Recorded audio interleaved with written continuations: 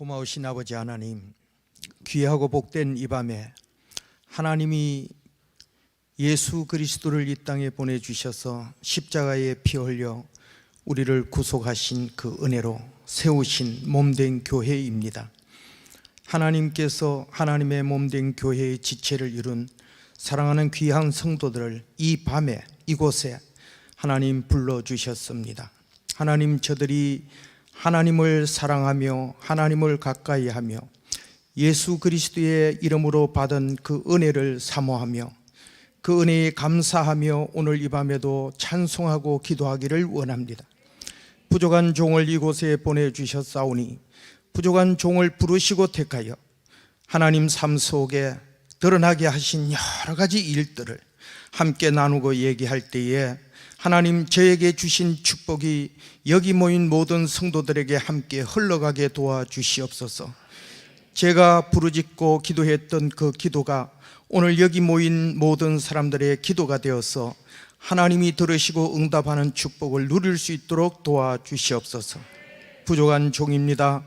그러나 하나님께서 내게 주신 많은 일들을 말하고 증거할 때에 하나님이여, 이것이 나의 자랑이 되지 않게 하여 주시고 하나님께서 나를 통하여 행하신 일들을 증거하는 복되고 귀한 시간 될 수 있도록 인도하여 주시옵소서.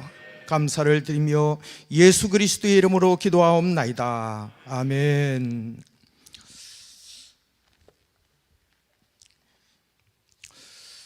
감사합니다. 성경을 그래도 한 군데를 보겠습니다. 마태복음 7장 7절입니다. 7장 7절 8절. 나는 물을 한 컵은 갖다 주면 참 좋은데, 물은 한 컵 좀 올려주시면 좋습니다. 마태복음 7장 7절 성경을 가져오셨으면 함께 읽으시고요. 안 그러면 제가 읽도록 같이 읽도록 하겠습니다. 시작. 구하라 그리하면 너희에게 주실 것이요, 찾아라 그리하면 찾아낼 것이요, 문을 두드리라 그리하면 너희에게 열릴 것이니 구하는 이마다 받을 것이요, 찾는 이는 찾아낼 것이요, 두드리는 이에게 열릴 것이니라. 아멘. 지금부터는 성경을 안 봐주시면 좋겠어요. 왜 그러냐면 제가 가끔 이 간증을 하다가 하나님의 말씀을 이렇게 이야기하는 적이 있어요. 확실한 거는 오늘 읽은 마태복음 7장 7절 말씀 8절 말씀을 이야기하면 그건 틀림없이 그게 맞아요. 100%가 맞아요. 그런데 다른 성경 구절을 제가 이렇게 얘기하다가 성경 어디를 얘기하면 거짐 틀려버려요. 그래서 여기 올라오면 그렇게 평신도는 그게 잘 기억이 안 돼요. 평상시 잘 기억했다가. 그런데 그것이 잘 안 되면, 틀리면 찾았다가 여러분들도 시험 들고 저도 시험 들게 되니까 성경은 찾지 마시고요, 그냥 성경 속에 있는 말씀을 인용했다 이렇게 기억하시고 여러분들이 성경을 읽다 보면 어딘가에서 그 말씀이 발견될 것이다 이렇게 생각을 합니다. 두 번째는 기록을 안 했으면 좋겠어요. 적는 사람 치고 그걸 복습하고 반복해서 들여다보는 사람이 그리 많지 않더란 얘기. 그러니까 그 적는 거 크게 하지 마시고, 제가 여기 섰으니까 지금 이 시간만큼은 여러분들이 저를, 강사인 저를 눈을 똑바로 이렇게 쳐다보시기 바랍니다. 저는 얼굴을 좀 이렇게 돌리고 하지만 여러분들은 강사를 집중해서 주목하시는 것이 은혜가 됩니다. 그래서 제가 이렇게 나누는 이야기를 들으면서 여러분들이 거기에서 아멘, 동의할 것은 동의하고, 그리고 한번 생각해 볼 것은 생각하고, 나도 저렇게 해야 되겠다라는 감동이 오면 내 마음 속에 그것을 한번 심어보자 이런 얘기입니다. 그래서 보고 듣고 배운 것을 우리가 삶 속에서, 생활 속에서 그걸 실천하고 그걸 응용하고 그걸 활용할 때 그때 그 말씀에서 능력이 나타나는 거지 아는 것으로 되지 않더란 얘기죠. 그러나 오늘 마태복음 7장 7절 8절 말씀을 읽은 것은 제 평생에, 예수 믿은 지 45년 되는데요, 제 평생에 이 말씀을 통하여서 날마다 응답받기 때문에 저는 이 말씀 딱 두 구절을 가지고 하여튼 오랫동안 간증을 다닙니다. 예. 저는 오늘 목사님을 잠시 전에 올라올 때 잠깐 뵙고 기도 한번 해주세요 하고 기도받고 올라왔어요. 알지를 못해요. 저를 청빙 오늘 초청을 해준 그 중간 역할을 이삭 목사님이 저와 이렇게 소통을 했는데 저는 문자 한 5번 주고받은 것밖에 없어요. 얼굴도 여기 와서 봤어요. 이 교회가 어떤 교회인지도 모르고 저는 그냥 이해하고 왔습니다. 그것은 하나님께서 목사님이 꼭 어떤 사람을 불러서 우리 성도들에게 어떤 이야기를 좀 들려줘야 되겠다, 이렇게 사전에 계획되어서 부른 것이 아니고 하나님께서 전혀 알지 못한 한 평신도의 간증자를 불러서 세웠다는 이야기는 하나님께서 오늘 또 세워서 간증케 하는 그 평신도가 있다면, 하나님께서 그와 함께 하신다면 그를 통하여 하나님께서 우리 성도들에게 말씀해 주실 것 있지 않겠냐 하는 기대감으로 담임 목사님은 오늘 저를 초청했을 것이다, 이런 생각을 합니다. 기도를 해 주시고 목사님께서 봉투 하나를 이렇게 내밀어요. 작은 금액이지만 이렇게 하면서 봉투를 내밀어요.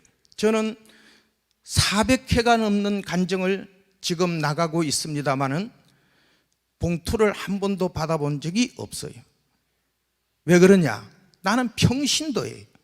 하나님께서 평신도, 아무것도 아닌 사람을 예수 믿게 하시고, 예수 믿고 말씀을 듣고 거기에 은혜를 받아서 하나님이 너무 구원해 주신 것이 감사하고 나를 불러주신 것이 감사해서 그냥 죽도록 충성한 것밖에 없어요. 오직 그분 한 분만 나는 쫓아가다가 이제 여행 끝, 이제는 집으로 가자 하면 그냥 떠나면 되는 거기 때문에 저는 열심히 하나님을 섬겼어요. 그랬더니 하나님께서 어느 날 나도 모르는 사이에 어떤 상황이 된지도 모르는 상황에 나를 오늘 주다산교회에 불러 세워서 일을 시키시는 일꾼으로 삼으시더라 이거예요. 자, 내가 여기 와서 뭔가 간증을 한다는 얘기는 하나님이 나를 부르시고 예수님이 나를 부르시고 하나님께서 나에게 어떻게 뭔가 행한 일이 있어서 내가 경험을 했기 때문에 내가 지금 무슨 얘기하러 온 거 아니겠어요? 그러면 하나님이 내게 행한 일을 얘기하러 왔는데 내가 얘기할 수 있는 청중을 모아준 것만 해도 감사한데, 내가 자랑할 때 들어줄 수 있는 성도를 모여준 것만 해도 감사한데 내가 무슨 먼 봉투를 받고 다니겠어요? 목사님이 얼마를 넣은지 모르는데 주는데 봉투를 내가 받아서 지어보면서 돌려드렸거든요. 그랬더니 조금 두껍해요. 글쎄 그게 얼마였겠습니까? 10만 원, 20만 원, 엄청나게 많이 넣었으면 30만 원. 예, 간증자들은 지금 그래요. 예. 그런데 내가 그걸 받으면 최고로 넣은 30만 원을 봉투에 넣어 가봐야 오고 가고 기름 넣고 뭐 하고 그 뭐 저한테 도움이 되겠습니까? 그러나 그 봉투에 얼마인지는 모르지만 받는 순간에는 내가 받아서 넣었다가 헌금을 하는 순간에는 그것도 헌금해야지만 11조도 해야 돼요. 그러니까 그걸 열어보면 안 돼. 열어보면 받은 거나 다름없어요. 그래서 안 열어봤어요.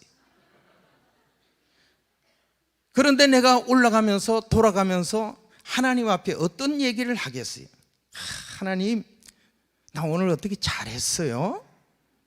어떻게 좀 마음이 흐뭇하세요? 하나님 하신 일을 내가 제대로 이야기는 한 거예요? 이렇게 내가 하나님 앞에 되뇌이면서 돌아갈 때 그 기쁨은 말할 수 없어요. 내가 여기서 봉투를 받고 오늘 간증을 하고 돌아가면요, 나가는 순간부터요, 여기 이렇게 섰다가 저 뒤에 불가분 어떤 사람이 너무 급해서 화장실을 가기 위해서 일어났어요. 그래 문을 열고 나가요. 여기서는 환히 보여요. 그러면 그 사람이 급해서 화장실을 가는데도 강사인 내 마음속에는 지금 은혜가 안 돼가지고 나가는 갑다. 시험 들어요 벌써요. 그런데요, 아무 조건이 없이 내가 여기에 올라와서 지금 이야기할 때는요, 나가시든지 주무시든지 남든지 상관을 할 필요가 없어요. 서로 뭔 대가가 없잖아요. 그러니까 편하게 할 수가 있어요. 그러면서 하나님 앞에 무슨 기도를 해요? 하나님, 얼마인지는 모르지만 하나님께서 그 봉투를 주실 줄 믿는데 저 30배는 좀 작아요. 60배도 저는 차지 않을 것 같아요. 하나님이 성경에 기록한 숫자에 100이 있다면 100배로 주세요. 그리고 올라가요. 그러면 하나님께서 그 금액의 100배를 저에게 채워주셔요. 저는 본업이 간증자입니다. 내가 간증을 하러 다니려고 누구한테 간증을 불러달라고 어디 신문에 광고를 낸 적도 선전한 적도 없어요. 어떻게 하라는지 주 다산교회 와서 간증하고 돌아가면 틀림없이 목사님께서 다음 더군다나 총회장님이시래요. 야, 내가 우리 금요 예배 때에 어느 한 간증자를 불렀는데, 야, 그거 우리 성도들한테, 우리 직분자들한테, 평신도들한테는 딱 맞는 강사더라. 야, 그거 한번 불러봐. 이렇게 한마디 하는 순간에 전국의 목사님 수하에 있는 지교회의 목사님들이 그냥 한 2%만 불러줘도요 100군데는 돼버려요. 예. 광고는 구전을 통해서 하는 게 최고의 효과가 있어요.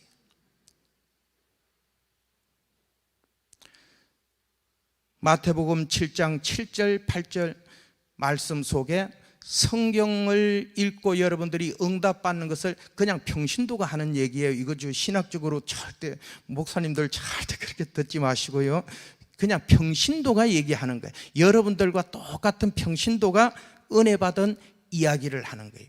목사님이 수없이 얘기했고 이 말은 막 귀가 따가울 정도로 들었던 얘기예요. 들었던 얘기, 아는 얘기와 그것이 내게 능력으로 하나님의 음성으로 들려지는 것하고는 차원이 틀려요. 알아서 되는 게 아니에요. 들어서 되는 게 아니에요. 이것이 내 속에서 어떤 도구로 내 안에서 하나님과 내 관계를 연결해 준다든가 소통케 해 준다든가 뭔가가 일을 하는 도구가 될 때 이 말씀은 능력이 있는 거예요. 그 말씀이 나한테 딱 주어지는 말씀이 될 때 능력이 되는 거예요. 한번 보세요. 7장 7절에 구하라 그리하면 너희에게 주실 것이요. 원래 장로교회는 점잖아서 아멘 잘 안 하는 게 그렇죠? 예. 구하라 그리하면 너희에게 주실 것이요. 찾아라 찾아질 것이요. 두드리라 그리하면 너희에게 열릴 것이니라. 아멘 한 사람에게 이 말씀이 적용되는 거예요. 왜 그러냐면 지금 말은 김용태 장로가 강단에서 마이크를 들고 한 사람이 하지만은 이 말씀의 폭발력은 여기서부터 시작해서 너희에게 주실 것이요. 이 말씀을 하나님이 말씀하지만 듣는 온 무리가 아멘. 그 말씀은 제 말씀이군요. 하나님 저에게 주시는 말씀이군요. 하나님 그 말씀을 제가 믿습니다. 구하라 그리하면 나에게 주신다고요? 그리하면 제가 구하겠습니다. 지금 이 시간에. 찾으라고요? 그러면 찾겠습니다. 두드리라고요? 그러면 제가 찾겠습니다.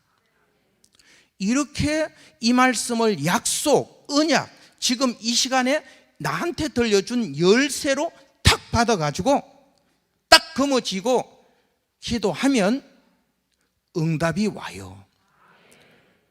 그럼 성경 속의 약속을 붙잡고 기도했는데 응답을 어디서 받아야 되겠어요? 하나님의 말씀에서 응답을 받아야 되지 다른 소리에서 응답 받으려고 하지 말아요. 8절을 한번 바로 봅시다. 멀리 안 가고 응답이 일어나잖아요. 너희에게 아멘. 자, 8절 보세요. 아까는 너희잖아, 그죠? 구하는 이마다 받을 것이요. 아멘 안 하시네. 아까는 너희인데 여러분들이 그걸 나로 받아들인 거예요. 나로 받아들인 거예요. 너희라고 말씀은 하나님은 너희라고 하지만은 받는 우리 개개인은 나에게 이렇게 받고 아멘 했단 말이죠. 그걸 약속으로 붙잡고 지금 기도하기 시작하는 거예요. 그랬더니 하나님께서 응답을 하시는데 8절에 보니까 구하는 이마다, 찾는 이에게, 두드리는 이에게. 여러분, 하나님의 말씀이 어렵습니까? 기도하기가 어렵습니까? 전혀 그렇지 않아요. 너무 쉬워요. 그냥 어린아이의 심령으로 돌아가서 기도하면 너무 쉬워요. 성경에도 그렇게 수없이 말씀을 해 두셨어요. 저는 너무너무 보잘것없는 사람이었어요. 경상북도 울진이라는 불영계곡이라는 불영사라는 절이 있는 바로 그 막다른 골목, 그냥 밖에 나와서 그냥 방 안에서 문을 열면 앞이 산이고 캄캄하고 뒤도 산이고 폭 들어가는 어느 고을, 그 물이 졸졸 흐르는 그 물가에다가 초가지붕 하나 있는 그 집에서 태어났고 자랐어요. 8남매의 장남이에요. 이 산전을 만들어서 비어서 불을 놔서 그리고 갱이로 쪼아서 쟁기가 못 가요. 산이 이렇기 때문에 소가 못 걸어요. 사람이 갱이로 찍어서 겨우 땅을 뒤집어서 거다가 콩을 심고 팥을 심고 옥수수 심고 감자 심었어요. 자, 그러니 거기에서 나는 양식을 추수한들 그게 우리 식구 아마 8남매만 우선 생각해보잔 말이죠. 8남매의 엄마 아빠가 있었을 것 아니겠어요? 거기 할아버지가 2분이세요. 복잡한 집안이라고 여러분들 머릿속에 그리지 마세요. 그냥 할아버지가 2분이셨어요. 식구가 얼마나 많아요. 우리 할아버지가 삼형제분이신데 큰 할아버지가 16세 장가를 갔었어요. 17에 장가 가지고 17에 할머니가 돌아가셨어요. 그런데 다리가 아파요. 병원을 갈 수가 없어요. 어느 날 그 길가 이 낮은 골목이니까 길이에요. 통로예요. 저 울진에서 봉화를 이렇게 넘어가는 그 육로예요. 밤이 되니까 어두워서 가지 못하는 어떤 할아버지 한 분이 우리 집에서 쉬어가기를 청하니까 그렇게 하시라고 받아들였어요. 그런데 그날 밤에 우리 할아버지가, 큰 할아버지가 다리가 너무 아파요. 그래서 그걸 지켜보시던 이 할아버지가 그 가방 그 어떤 그 보따리에서 뭘 꺼내더니만 침을 놔주셨어요. 그리고 우리 집에 있는 모든 것을 다 해가지고 쌀 한 말 정도가 있는 걸 가지고 이 할아버지를, 이 침을 놓는 할아버지에게 대접을 했어요. 한 달이 됐어요. 그런데 이 할아버지한테 우리 어머니가, 어르신, 이제 그 쌀이 다 떨어져서 내일부터는 제가 밥을 지어서 올릴 수가 없습니다 하고 얘기를 했어요. 그 할아버지가 아이고 알았다고. 그리고 그날 아침에 일어났더니 보따리를 싸고 우리 할아버지 이 무릎팍 있는 여기에다가 침을 양쪽을 딱 놔주시면서 내가 올 때까지는 이 침을 빼지 말라 하고 떠나셨어요. 해가 지어 가는데 할아버지는 다리가 아파 못 사는 거예요. 17살이에요. 그래서 삼형제 중에 막내 할아버지가 저희 친할아버지인데, 막내 할아버지가 보시다 말고 아이고 형님 안 되겠어요 하고 침을 뺐어요. 그 길로 다리가 안진뱅이가 돼버렸어요. 이렇게 꼬부랑 안진뱅이가 돼버렸어요. 17살에 안진뱅이가 돼서 84세에 돌아가셨어요. 둘째 할아버지는 오촌 당숙집에 이미 양자를 가버렸어요.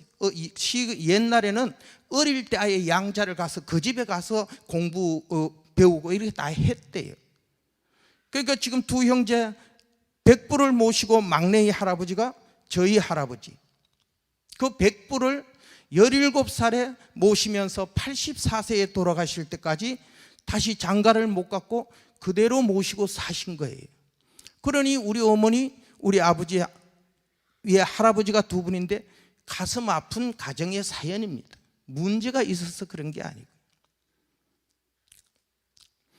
우리 팔남매가 태어나는데 내 바로 밑에 남동생, 그 밑에가 여동생인데 제가 한 7살 먹었을 때 그 동생이 한 3살 정도 됐을 거예요. 여자아이인데 방 하나에서 이렇게 누워 자는데 새벽 한 4시 정도 되는데 아이가 울기 시작하는 거예요. 엄마 하고 일어나서 그 좁은 뭐 시골 그 흙방이니까 뭐 넓기는 합니까?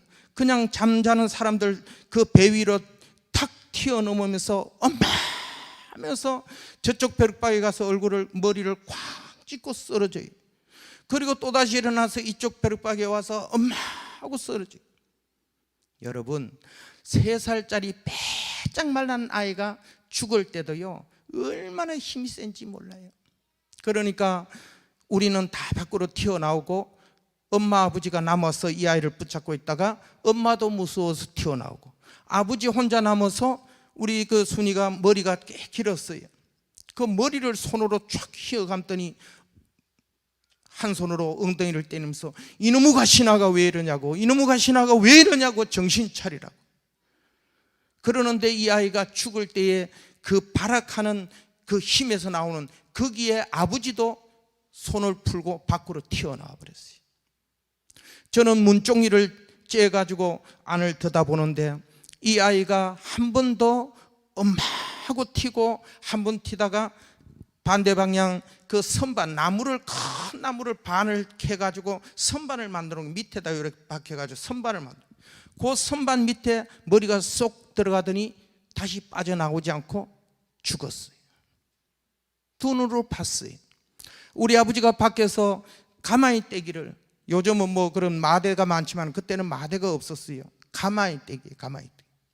그 가마이 떼기를 낫을 가지고 양쪽을 쫙 해더니만 가져 들어가서 피워놓고 그 뼈짝 말른 여동생을 가마이 떼기에다 돌돌돌돌 말아가지고 그리고 안고 나오더니 치개에다 치고 보이지 않는 먼 곳에 가서 묻겠다고 두 산을 넘어가는 모습을 저는 7살 때 5월달인가 콩을 심어놓고 깡통 하나 들고 몽둥이 하나 들고 깡통을 두드리면서 우 그러면서 새를 쫓으면서 아버지가 지고 넘어가는 그 뒷모습을 봤어요. 7살 때 저는 작심을 했어요. 나는 초등학교만 졸업하면은 여기를 도망가서 서울로 가서 내가 출세해서 다시는 내 가족이 굶어 죽는 것을 보지 않겠다 결심을 했어요. 13살이 되어서 저는 졸업을 했고 반바지 하나, 까만 고무신 하나, 쫓겨난 냉구 하나, 돈 한 푼 없이 저는 10월 달에 울진을 도망을 쳐 나왔어요. 새 하루를 죽으라고 걸어가 봐야 그 어린아이가 걸으면 얼마를 가겠어요? 그저 한 20리 30리 가겠습니까? 그렇게 산을 넘고 넘어가지고 어두우면은 그 분천이라는 그 기차 대합실에 가가지고 하룻밤을 또 지새고 또 날이 새면 또다시 걷기 시작하고 세 날을 대합실에서 지내고 3일 만에 영주를 왔어요. 그리고 하도 배가 고파요. 영주를 지나서 풍기를 가는 그 사이에 안정이라는 도시가 동네가 있는데 10월 달이니까 사과가 시뻘겋게 열려 있어요. 거기를 무조건 쫓아 들어갔어요. 아저씨 나는 이러이런 사정에 의해서 서울을 가야 되는데 돈이 없어요. 그리고 3일을 굶었더니 배가 고파요. 저 일 참 잘해요. 열심히 일할게요. 저 일 시켜주시고 서울 갈 수 있는 차비만 좀 도와주세요. 그리고 일주일 동안 사갔다고 일했더니 470원을 주셨어요. 그걸 가지고 처음으로 영주에 가서 청량리 표 하나 끊어가지고 청량리를 어디를 가는 줄 알아요. 기차가 길다는 거는 우리 어릴 때 그런 노래가 있어요. 기차는 길어 원숭이 엉덩이는 빨개 비행기는 빨라, 이런 노래가 있어요. 그래서 기차가 길다는 소리를 들었어요. 기차가 기는데 그 기차가 저는 그렇게 생각했어요. 버스는 봤으니까 버스 여러 개를 이래 이어서 가다가 한 칸은 예를 들면은 영주에서 한 칸은 제천에서 한 칸은 단양에서 이렇게 띄놓고 가는 줄 알았어요. 그런데 어느 칸이 청량리 가는 칸인지를 모르잖아요. 그래서 청량리 표 하나를 사가지고 대합실 옆에 쪽을 들에 앉아서 청량리 표 끊는 사람만 찾았어요. 그리고 표 끊는 그 사람을 따라서 저는 그 칸에 올라탔어요. 그 사람은 타자마자 편안하게 의자에서 누워서 잠자면서 그때 7시간 더 걸렸어요. 올라오셨는데 나는 내 자리도 표를 끊었으니까 있었을 거예요. 저는 자리가 필요 없어요. 요 사람을 지켜야 돼요. 요 사람 딱 내리는데 요 사람 표 끊는 거는 청량리 표 확실하게 확인했어요. 요 사람 내리는데 따라 내리면 청량리를 가는 거예요. 그러니까 7시간 동안 저는 그 사람 옆에 서가지고 그냥 지냈어요. 한참 오는데 이분이 막 기차가 달리는데 걸어 나가요. 어디 가시나 했더니 기차 그 끝에 이렇게 좌측에 쪽문이 하나 있어요. 쪽문이요.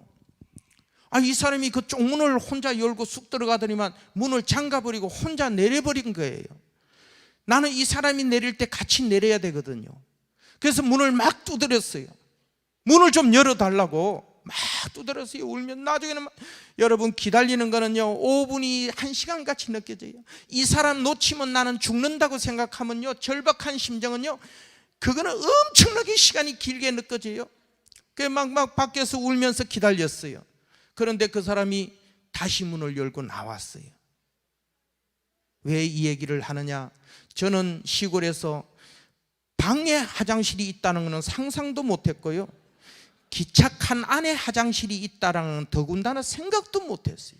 우리는 집에서 나가가지고 마당을 지나서 울타리를 지나서 저쪽 뒤에 가야 화장실이 있었거든요. 나중에 안 이야기지만 기차 안에 화장실이 있었어요. 청량리에 도착했고 갈 곳이 없어서 청량리 바로 그 좌측에 나와가지고 역전 파출소에 들어가서 순경 아저씨한테 얘기했어요. 나는 이래 시골서 왔고요, 배도 고프고요, 갈 데도 없고요, 돈 벌어갖고 우리 가족들 살려야 되는데 취직 좀 시켜주세요. 이 일은 잘합니다. 그랬더니 그날부터 그 난로에 연탄 갈아주고 물 떠다가 또 양발 빨아들이고 신발 빨아들이고 일을 시키면서 저에게 밥을 주셨어요. 왜 이런 얘기를 하느냐, 제가 이런 촌놈이었다고요. 이걸 알아야 오늘 내가 여기 세워진 것이 얼마나 출세한 건지를 여러분들이 짐작을 하기 때문에 이 서론이 너무 길어졌단 말이죠.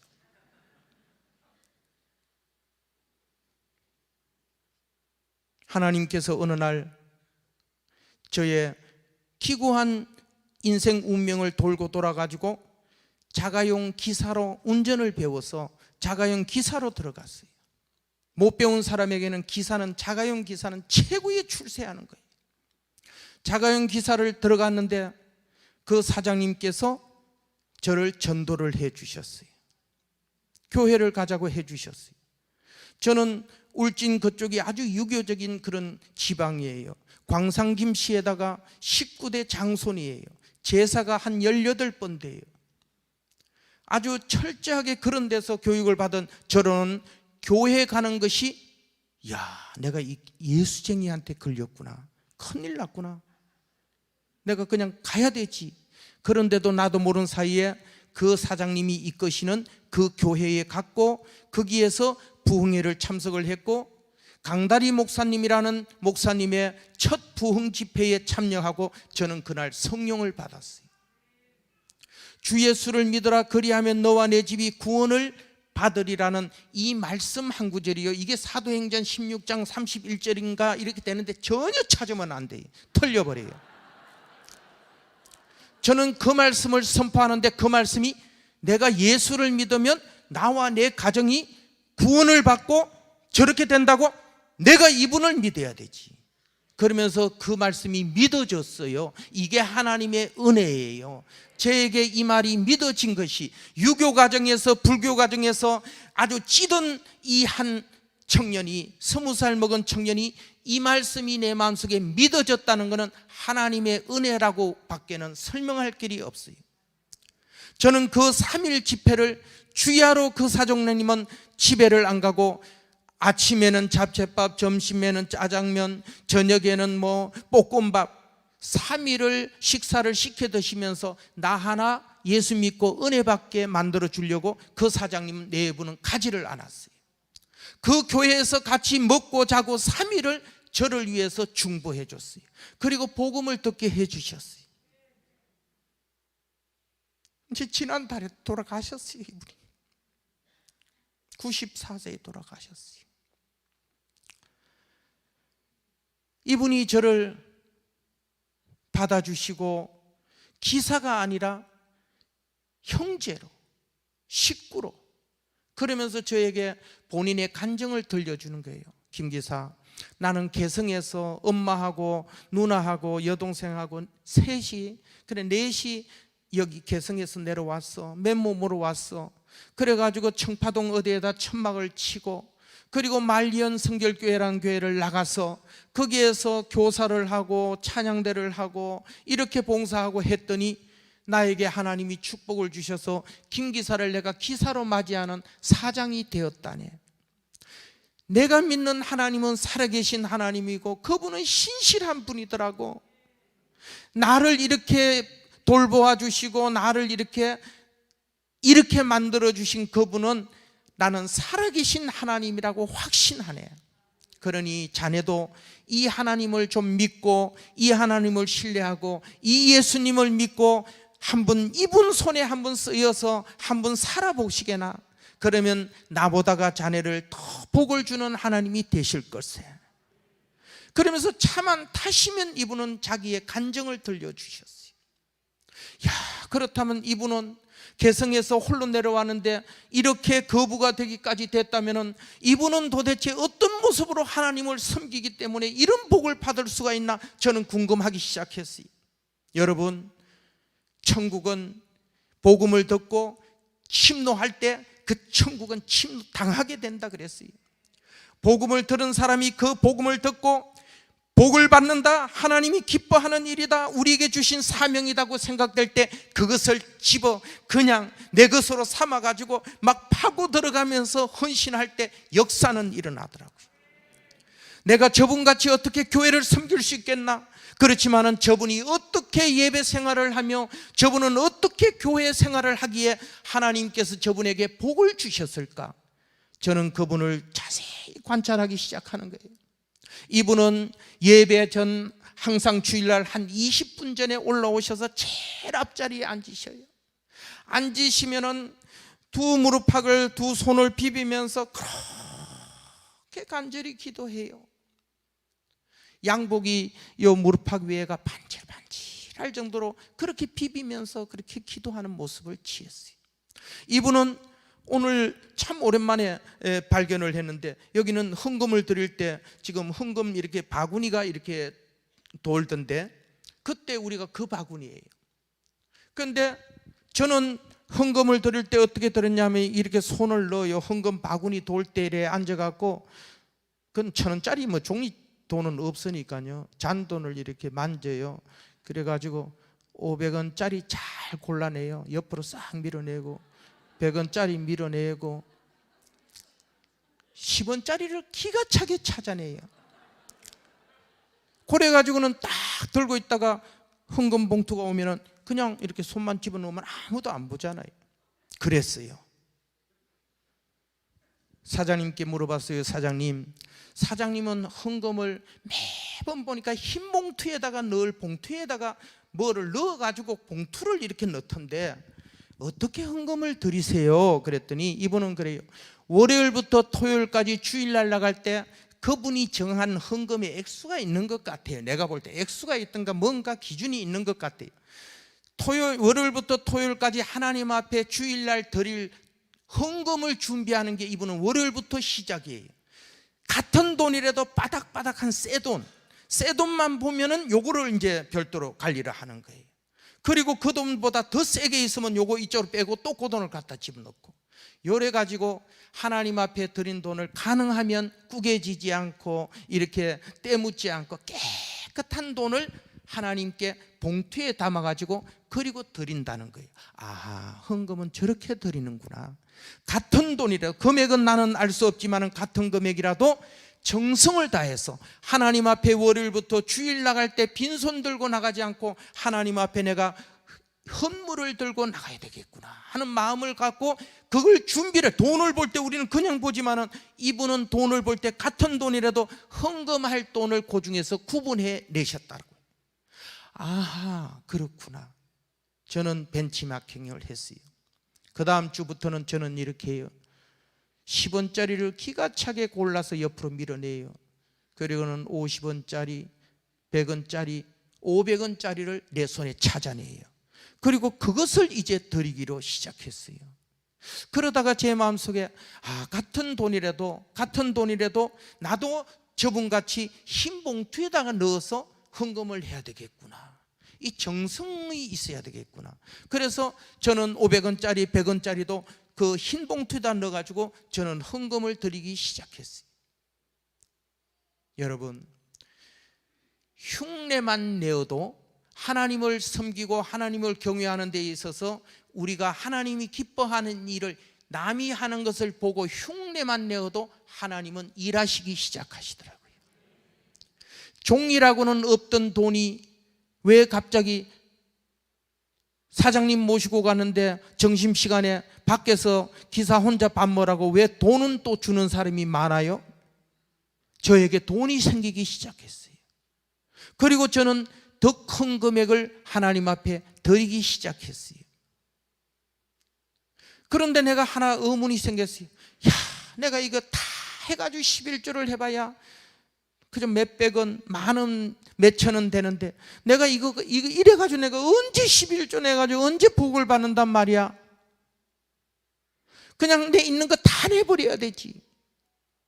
그리고서 저는 제 주머니에 돈이 있는 대로 하나님 앞에 드리기를 시작했어요.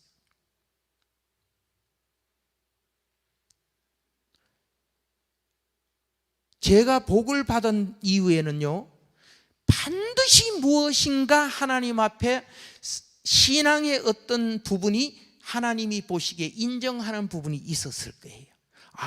오케이. 우리는 몰라요. 이거는 돈이 많이 내면 하나님이 인정해 준다? 아닙니다. 내가 교회에서 막 불나게 열심히 일을 했다? 아닙니다. 하나님이 보시는 관점에 어떤 중심이 있어요. 하나님이 그 사람을 향한 어떤 중심이 있어요. 저는 이런 마음을 가졌어요.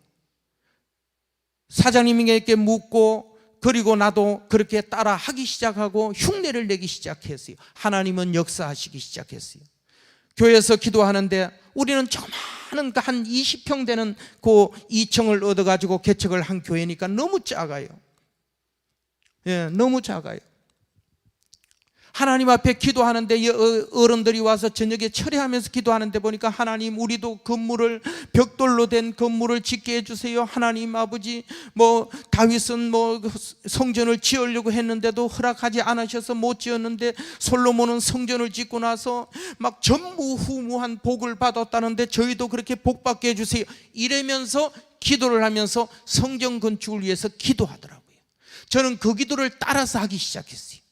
하나님, 그렇습니다. 하나님, 저도 성경을 읽어봤는데요, 그런 말씀이 있습니다. 그러니까 하나님, 저도 여기에 참여하고 복을 받게 해주세요. 기도했어요. 그런데 하나님이 저에게는 빨리 응답을 하셨어요. 가서 철야 기도를 하는데 하나님이 저에게 말씀을 하시는 거예요. 여러분, 이거는 이상하게 듣지 말고요, 제가 기도하는 가운데 제 마음에 그렇게 들렸다는 얘기예요. 저는 그렇게 말씀하는 것 같이 마주 앉아서 이야기를 한 것 같이 들었다는 얘기예요. 용태야, 네가 성전 건축을 위해서 그렇게 기도하느냐? 그렇습니다, 하나님. 그러면 네가 먼저 가지고 있는 것을 드려라, 이런 마음이 와요. 하나님, 뭐가 있어요? 제가 한 개도 없잖아요. 너 지금 사글세빵 보증금 100만 원 꼭 굴려 있는 거 있지 않냐? 그 100만 원, 그때 100만 원은 지금 44년 전 100만 원은 꽤 컸어요. 그 100만 원을 빼서 건축헌금을 드리라 하는 마음이 와요. 에이, 하나님, 제가 그러면 잘 데도 없고 어디를 가요? 내가 큰 집 줄게. 아, 예? 진짜요? 그럼 당장 가가지고 그 이튿날 집을 빼서 100만 원을 빼다가 교회에다가 헌금을 했어요. 하나님, 이제 큰 집 어디예요? 이제 저 이불 가져가야 되는데요. 그러니까 교회 와서 자거라. 이야, 하나님은요, 에이, 하나님 농담이시지요? 아니요, 너 집보다 20배는 크다. 내가 큰 집 준다 그랬지, 내가 교회다 어디다 그 장소를 얘기한 건 아니잖아. 내가 큰 집 준다 그랬으니까 여기 와서 자거라. 폭삭 쏘갔어요. 그리고 청계천 나가가지고 007 가방 아니고 그 군인 야전 침대 하나 사다가 자꾸 열고 쏙 들어가서 올리고서 저는 그날부터 교회에서 자기 시작했어요. 교회는 부흥하기 시작했어요.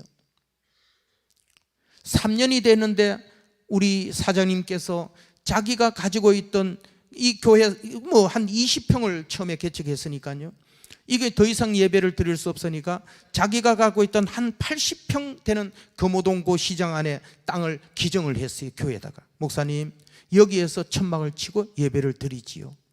그래서 그 땅을 교회에다 기증을 했어요. 그래서 그 교회 그쪽으로 옮겨가지고 얕은 나무 석가래를 얼마나 세우는지 한 200 몇 개를 세우고 옆으로 해가지고 판자를 깔아서 예배를 드리기 시작했어요. 그리고 3년 만에, 개척한 지 3년 만에 우리 사장님께서 말씀하시기를, 목사님, 앞으로는 강남이 부흥한대요. 그러니 강남으로 갑시다. 만약에 강남 중에도 저 천호동이라는 데가 있는데 거기도 강남구인데 글로 간다 그러면 그곳에 제가 220평 땅을 사놓은 게 있는데 그 땅을 드릴게요. 교회에다 드릴게요. 그러면 이 땅을 팔아서 거기에 가서 교회를 지으면 교회를 건축할 수 있어요. 이렇게 목사님하고 협의가 돼가지고 우리 금호 제1성결교회는 성내동이라는 땅에 220평의 교회를 44년 전에 지은 교회가 지금도 우리 서울제일교회를 치고 이래 들어가면 교회 건물이 있는데 하얀 건물이 지금도 500명이 들어가서 예배 드리는 성전이면 큰 성전이에요. 그걸 45년 전에 개척한 지 3년 만에 이 교회를 지었다라는 것은 대단한 역사가 일어난 거예요. 이 교회는 제가 섬기는 우리 사장님, 이분이 95%를 혼자 사실 지은 교회나 다름없어요. 저는 이분을 바라보면서 저는 하나님 앞에 오직 하나님만을 위해서 살기라 생각하고 저는 교회에 들어갔어요.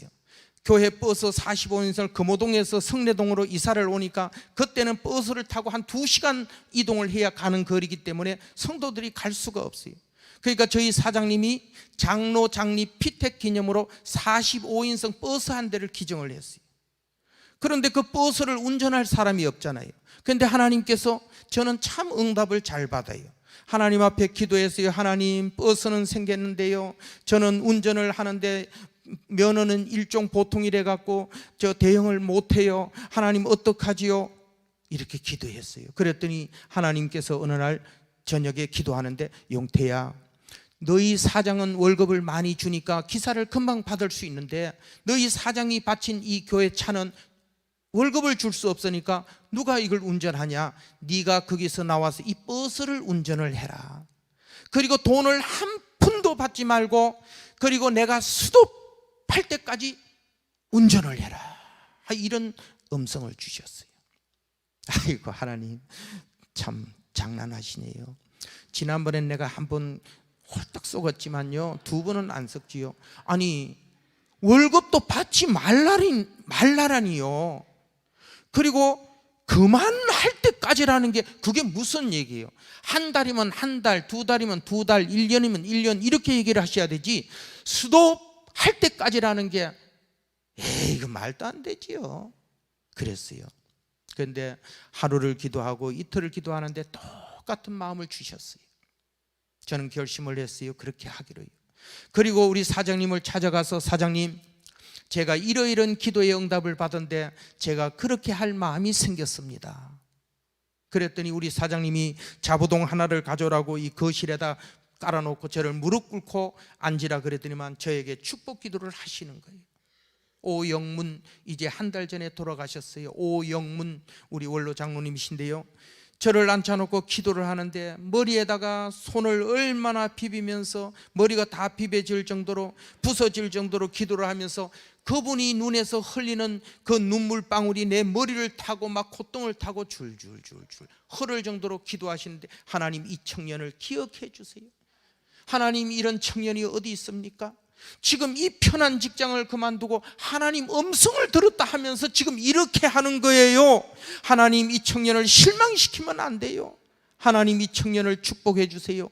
그러면서 한 30분 이상을 울면서 축복 기도해주고 가라 그래서 저는 교회 갔어요.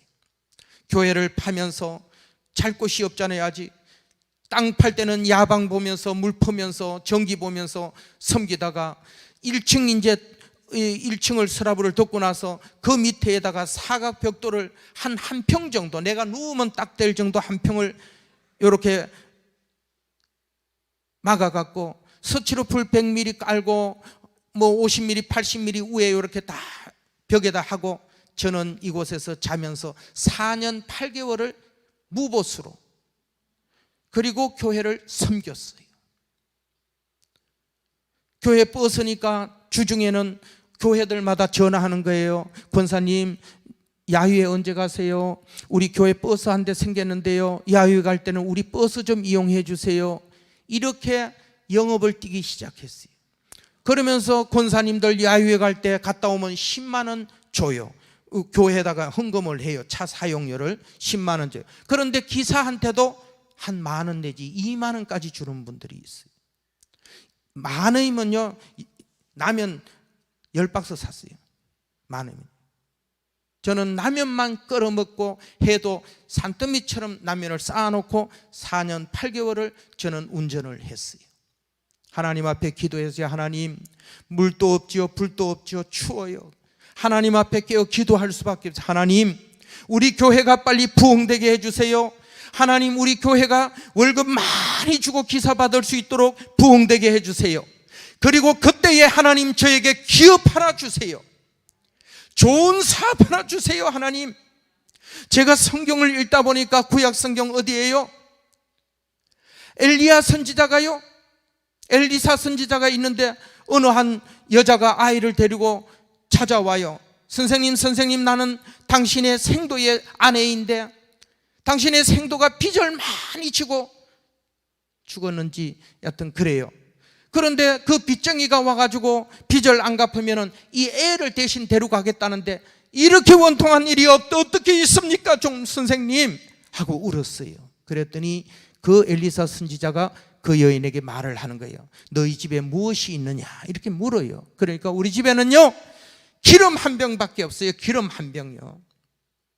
그래? 알았다. 그러면 지금부터 빨리 온 동네를 돌아다니면서 빈 그릇이라는 빈 그릇을 다 갖다 이 앞에 갖다 쌓아놓도록 해라. 그래서 그릇 준비를 하라는 말씀을 하셨어요. 이게 뭔 뜻일까요? 그런데 이 여인은 그 말을 듣고 빈 그릇을 모으러 다니는 지금 행동을 하기 시작했어요. 뭐 동네에 다 돌아다니는지 몇 집 다녔는지 이 사람은 자기의 믿음만큼 그릇을 준비했어요. 선생님, 빈 그릇 지금 다 여기 갖다 놨어요. 그랬더니 그러면 그 기름 한 병을 가지고 와서 빈 그릇에 따르도록 해라. 이렇게 얘기를 하는 거예요. 그러니까 이 여인이 그 기름 한 병을 가져와서 빈 그릇에 따르기 시작하는 거예요. 그 그릇이 종지인지 대접인지 밥그릇인지 국그릇인지 바가지인지 방탱인지는 몰라요. 큰 그릇인지 적은지는 몰라요. 그러나 그릇을 많이 거두려 했으니까 여러 그릇을 갖다 놨을 거예요. 그런데 한 병의 기름인데 빈 그릇에 따르는데 따르면 그 그릇이 채워지네요. 그러니까 옆에 그릇에 또 따르기 시작하네요. 또 옆으로 따르기 시작하네요. 따르기 시작하네요. 애는 계속 지금 빈 그릇을 가져오고 있어요. 따르기 시작하네요. 아이가 하는 말이 엄마 빈 그릇이 없어. 이제 다 됐어 하니 기름이 그쳤더라. 성경이 이렇게 딱 돼 있어요. 만약에 제가 이거는 해석을 하는 거예요. 만약에 이 여인의 마음속에 더 큰 믿음, 이 사람이 얘기하는 소리에 그릇만 가져오면 다 채워질 줄 알았더라면 확성기를 틀어서 온 동네에다가 방송을 했겠지요. 여러분들 모든 빈 그릇 가지고 빨리 우리 집으로 오시오 오시오, 큰일이 있을 것입니다 오시오 라고 했을 거예요. 이 여인이 모은 그릇은 이 여인의 믿음의 분량만큼 그릇이 준비됐을 거예요. 제가 거기서 아쉬웠어요.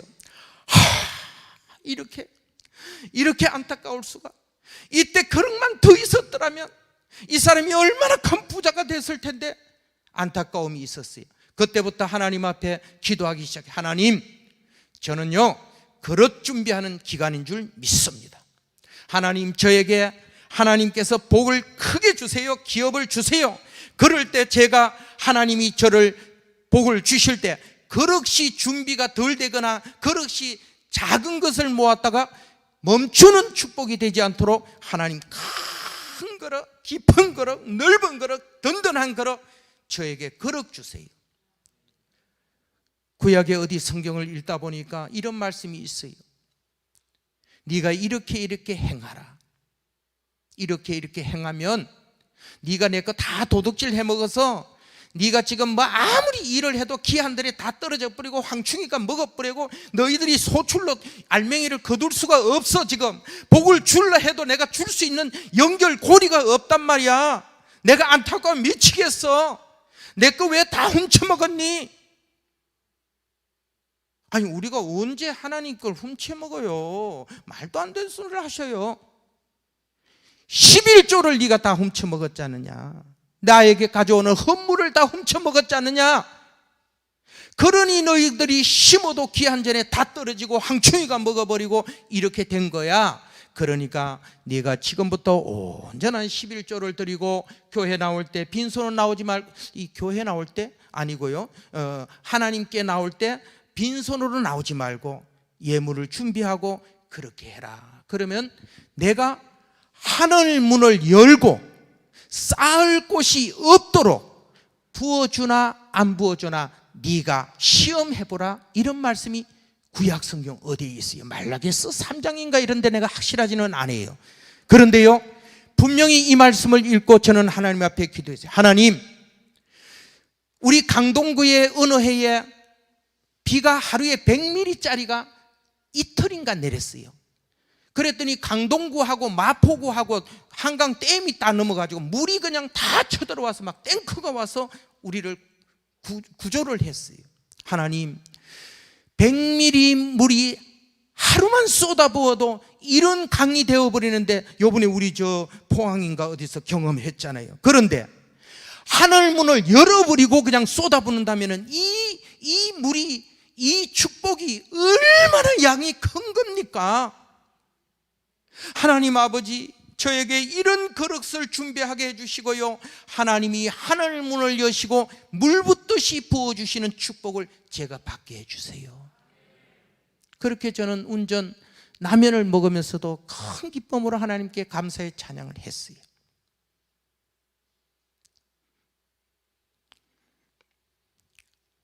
이 간정이란 게, 목사님, 이 뭐 스토리 조금 하다 보면 이게 시간이 다 가버려갖고, 예, 이제 본론을 좀 들어갈까 했는데 약속된 시간이 딱 돼버렸어요.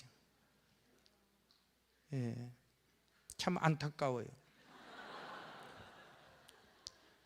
그런데 하나님께서, 목사님이 하루 설교를 하시는데 이런 설교를, 여러분 기도하세요.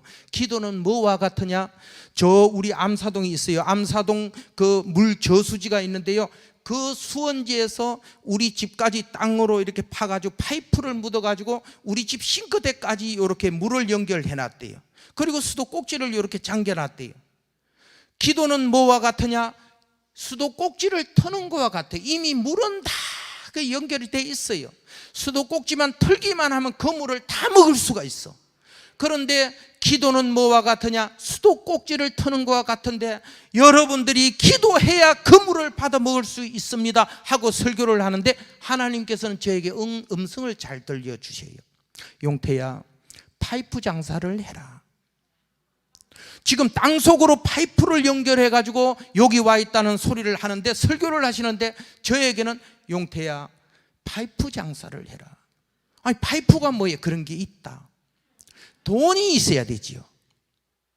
여러분, 이건 거짓말 같은 얘기 때문에 내가 참 말하기가 좀 저렇습니다만은, 서울제일교회에다가 얘기하면 금방 바로 뽀록 날 건데 제가 어떻게 거짓말을 합니까?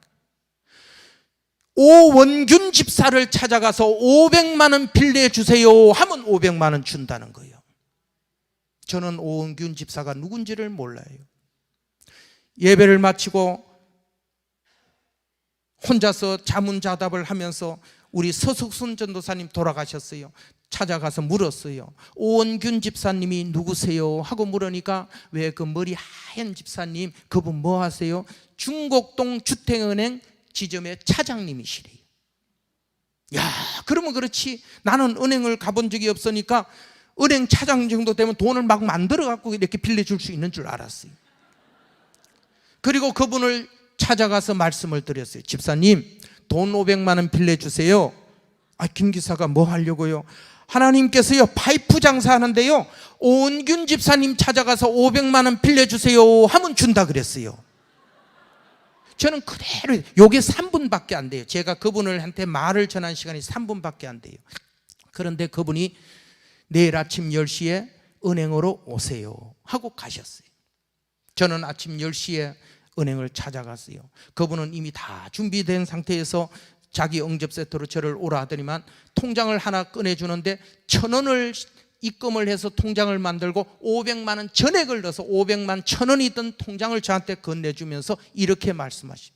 김 기사가 이걸 가져가서 장사를 잘해서 이 돈을 갚으면, 그때 둔촌 아파트를 살고 계시거든. 내가 살고 있는 아파트에 내가 계속 살 수가 있는데, 이 돈을 못 갚으면 내가 집을 비워주고 이사를 가야 되네. 제가 그 자리에서 무릎을 꿇고 울었어요. 집사님은 내가 기사니까 오고 갈 때 늘 뵙겠지만은, 저는 오은균 집사님이 누구란 걸 몰랐어요. 그런데 나는 하나님이 말씀하시기 때문에 나는 그 얘기를 철없이 했는데, 어떻게 저에게 집사님이 살고 계시는 집을 담보로 하고 빌려줄 수 있단 말입니까?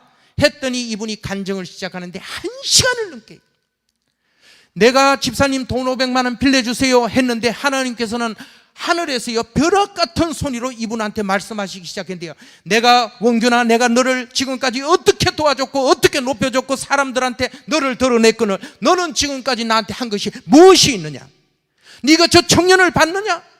그 겨울에 기름을 덮어쓰고 운전하고 배고파서 배를 잡고 있는 모습을 네가 보았느냐? 저 청년이 필요한 것을 도와줘라 하는 마음을 주시는데요, 강력한 막 그냥 천둥벼락이 치는 것 같이 했는데 이분이 다른 말을 할 겨를이 없었대요. 내일 아침 10시에 오세요 하고는 갔대요. 그리고 그 돈을 준비를 해놓은 거예요. 하나님은 아이템도 주시고요, 기도하면요, 하나님이 때가 되면요, 하나님이 주시는 아이템을 우리가 선택해서 받아야 그게 사업이 됩니다. 그리고 하나님이 준비하는 일정과 스케줄에 의해서 뭔가 우리가 출발해야 절로 물 흐르듯이 형통하게 됩니다. 다 내 계획으로 내 마음으로 다 준비해서 다 계획 짜놓고, 그리고 개업식당 열어놓고 목사님 축복해 주세요 하면 다 준비됐는데 뭐. 하나님께 기도했더니요, 하나님이 있는 것 드리라 그래서 드렸어요. 바치라 그래서 바쳤어요. 그리고 머물러 해서 머물렀어요. 제가 그래 봐야 5년 기간이에요. 5년, 요거 5년요. 이때의 5년은 별 볼 일 없어요. 내가 뭐 월급을 받아봐야 얼마나 받아서 모으겠어요. 그런데요, 하나님께서 나를 콜링하실 때 내가 이해하고 100만 원을 드리고 한 번은 깜빡 속았지만 큰 교회 가서 잠자면서 뭐 했겠어요? 기도했어요. 성경 읽었어요. 새벽마다 말씀 들었어요. 그리고 하나님께서 운전하라 그래서 운전했어요. 그냥 하나님 앞에 기도했어요. 그런데 하나님께서는 저의 간구를 들으시고 아이템도, 목사님 기도하라는 파이프 소리 하는데 아이템을 주시고, 지금도 경북 수도라고 찍어보면은 우리나라에 한 6군데, 서울, 강릉 해가지고 뭐 이렇게 경기도 해가지고 6군데 기업이 나올 거예요. 제 형제들 6명이 다 기업을 나누어서 일군 납품하는데, 서울 도매하는데, 강원도 도매하는데, 경기도 도매하는데, 소매를 하는데, 형제들이 다 그 기업을 나누어서 큰 기업을 갖고 있어요. 저에게는 하나님께서 이 동생들에게 기업이 되니까 성경에 그래 있잖아요. 아브라함과 롯의 분가 방법이 있잖아요. 이게 돈이 많아지니까 너의 종들과 내 종이 싸우는 것은 선하지 않다. 분가하자 하고, 분가할 때 네가 자하면 내가 우할 것이고 네가 우하면 내가 자할 것이다 하는 방법으로 조카가 흡족할 만큼 주면서 분가를 선하게 했더니 다 복을 받잖아요. 저는 이 방법을 써서 동생들한테 다 분가를 시켰어요. 그리고 하나님 앞에 기도했어요. 하나님, 이제는 이 아이템이 아닌 나는 형제들하고는 전혀, 형제들이 나를 눈치를 볼 필요 없이 전혀 다른 아이템 하나 주세요. 그랬어요. 그런데 어느 날요, 제 얼굴이 여드름이 폭삭 났는데요, 여드름이 아니에요. 환웅이 돼가지고 막 누른 게 썩어서 흘러내려요. 면도를 할 수가 없어요.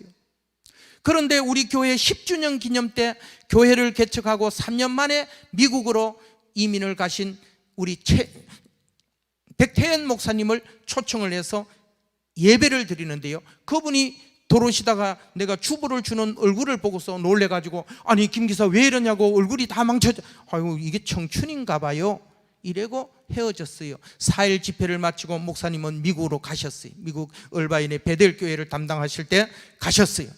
가서 주일날 설교를 마치고 재정 집사님 2분하고 목사님 사택에서 점심을 먹는데, 거기에 한 집사님이 이렇게 얘기를 해요. 목사님, 한국에 사업할 사람 하나 소개해 주세요.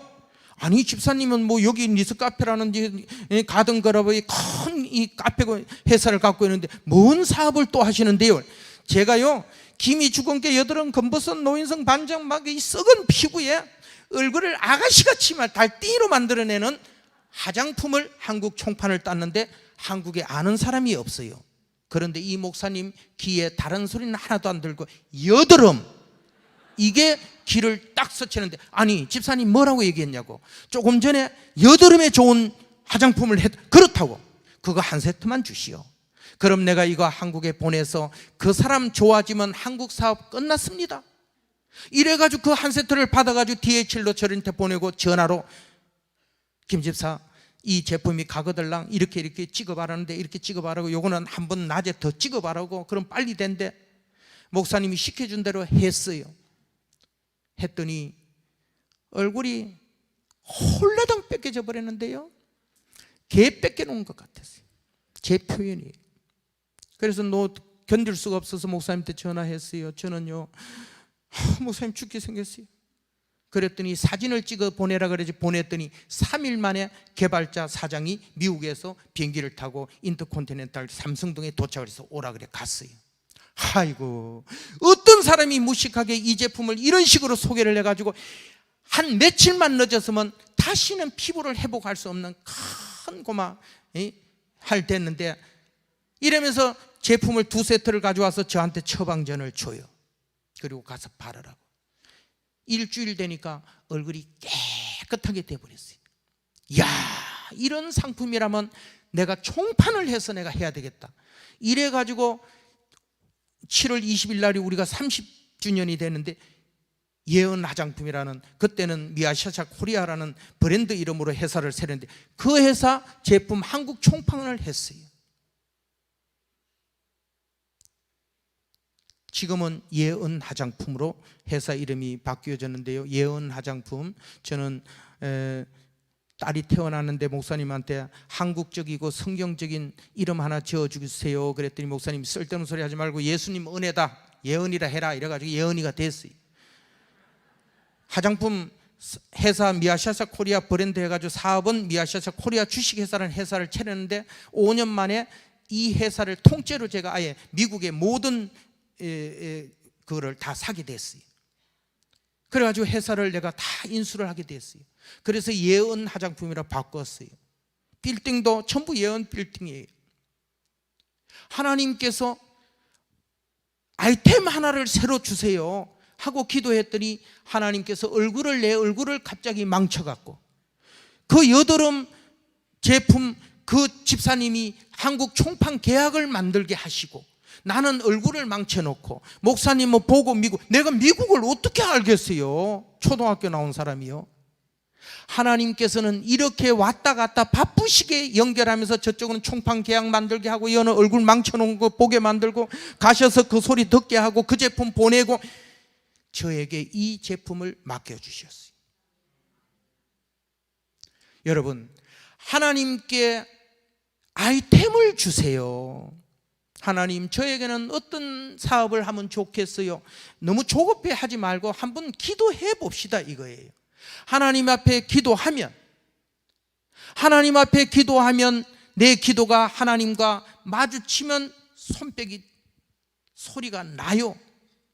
그런데 기도하지 않으면 지 혼자 아무리 바쁘게 뛰어다니면서 노력해도 이게 움직이는, 세게 움직이고 바쁘기는 한데 소리가 안 나요. 이게요, 혼자 바쁜 것뿐이에요. 열매가 있을 수 없다고요. 저는 정리를 합니다. 너무 10분이 넘어서 죄송합니다. 정리합니다. 저에게는 하나님께서 정말 내가 하나님 앞에 한 거는 100만 원 드린 거, 사글세 있는 보증금 드린 거, 하나님은 이걸 굉장히 크게 보셨던 것 같아요. 이게 나에게는 전부였거든요. 그런데 하나님께서는 그걸 저에게 마음을 주셔서 드리게 하셨고, 그 다음에 교회가 어려울 때 기사를 4년 8개월을 무보수로 섬길 때 하나님은 그것을 보시고, 하나님께서 저에게 지금 몇 년입니까? 아마 벌써 20세에 예수 믿고 4년 5년 만에 기업을 받아가지고 사업을 시작해가지고 형제들 8명 처남까지 9명이 전부 배관자재로 전국을 회사를 갖도록 만들고, 저에게는 화장품 사업을 주셔서 저는 이렇게 세계적인 기업이 되게 해 주셨어요. 자, 이렇게 하는데 내가 가만 앉아갖고 할렐루야 하나님 감사합니다, 만약에 이래고 들앉아갖고 책상이라고 앉아갖고 흔들 의자 앉아가지고 돌려가지고 그만 떨면은 하나님께서 저에게 이 물질이 계속 존재하도록 만드시겠냔 말이에요. 이건 너는 초등학교밖에 안 나왔잖아.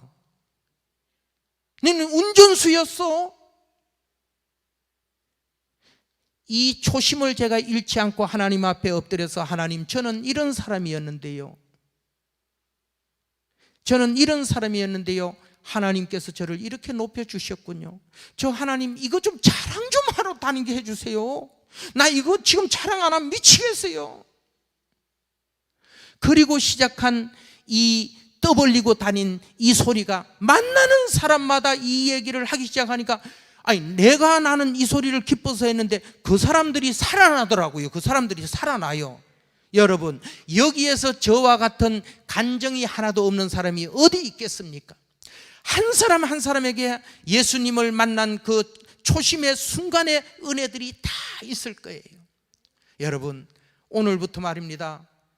이거 좀 자랑하러 다닙시다. 우물가의 여인이 그 기다리던 메시아를 발견하는 순간에 물동이를 버려두고 온 동네를 뛰어다니면서 부끄럼도 모르면서 와보라 와보라 와보라 소리쳤듯이, 우리가 예수 그리스도를 나의 가족, 제일 먼저 저는요 예수 믿고 2년 만에요 우리 가족 전체가 예수를 다 믿었어요. 한 3, 4년 만에요 식촌까지는 우리 외가, 친가, 고종, 사촌, 외사촌 안 믿는 사람이 없어요. 우리 형제들 9남매가, 왜 9남매냐? 한 명이 죽었는데 왜 9남매냐? 우리 어머니가 57세에 돌아가셨어요. 우리 교회 37살에 가부 대신 2남매를 데리고 바느질하며 사시는 권사님이 계셨어요. 우리 아버지하고 1년 만에 재혼을 시켜드렸어요. 그랬더니 2 형제가 우리 집에 왔어요. 그래서 저는 9남매가 되었어요. 그 9남매와 아버지 결혼까지도 제가 시켰다니까요. 그 결혼을 외부에서 시킨 게 아니고 전부 교회 안에서 결혼을 다 했어요. 교회 안에서. 자, 그러다 보니까 우리 사돈이 또 조례 사돈이니까 겹사돈. 교회에 전에 같으면 60%가 우리 패밀리였어요.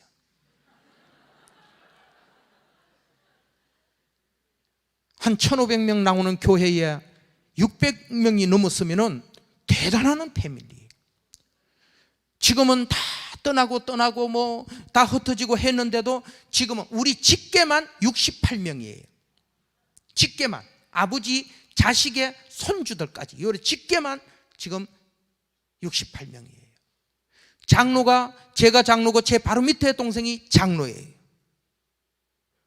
권사가 6명이에요. 안수집사가 7명이에요. 주의자, 반주자, 청년회 회장, 남녀전도 회장, 우리 가족이 다 해먹어요. 여러분, 이런 축복이 어디 있습니까?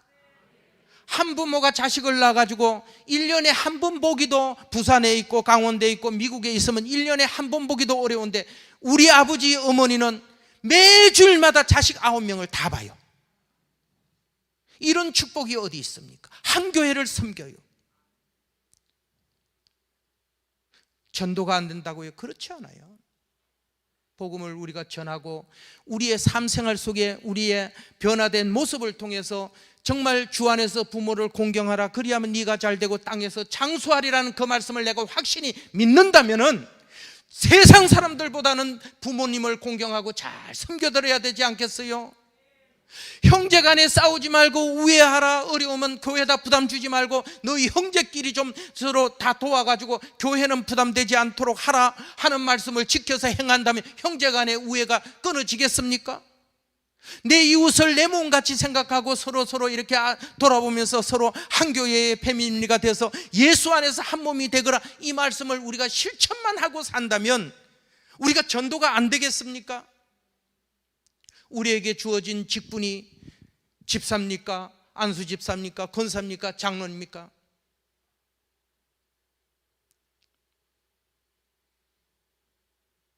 저는 배운 것이 없다 보니까 순수해서 죽도록 충성하는 거예요. 그냥 45년 됐는데 45년 동안 저는 한 번도 좌우를 격기를 눈길을 둬본 적이 없어요. 오직 주님만을 향해서 달려왔는데 하나님께서는 저를 이렇게 영화롭게 세워주셨어요. 그래서 이 자랑하고 싶어서 열심히 이렇게 간증하는데, 이 큰 나는 교회 오리라고는, 총회장님 교회 오리라고는 상상도 못했어요. 나 다음에 어디 가서는요, 내 이 자랑 한번 해야 되겠어요. 예, 합동측 총회장님 교회 주 다산교회 가서 내가 간증을 하고 온 사람이라고. 예. 저의 간증은 오늘 여기서 마치지만, 오늘 이 간증이 여러분들 속에서 마음이 울렁거리면서 나도 내 안에서 역사하신 예수님을 좀 드러내고 말하고 사람들한테 말하면서 살아야 되겠구나.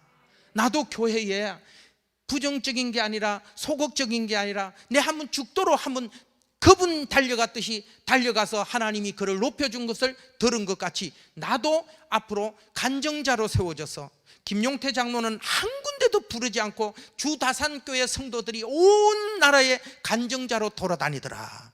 이 소리로 여러분들이 그렇게 되었으면 좋겠습니다. 감사합니다.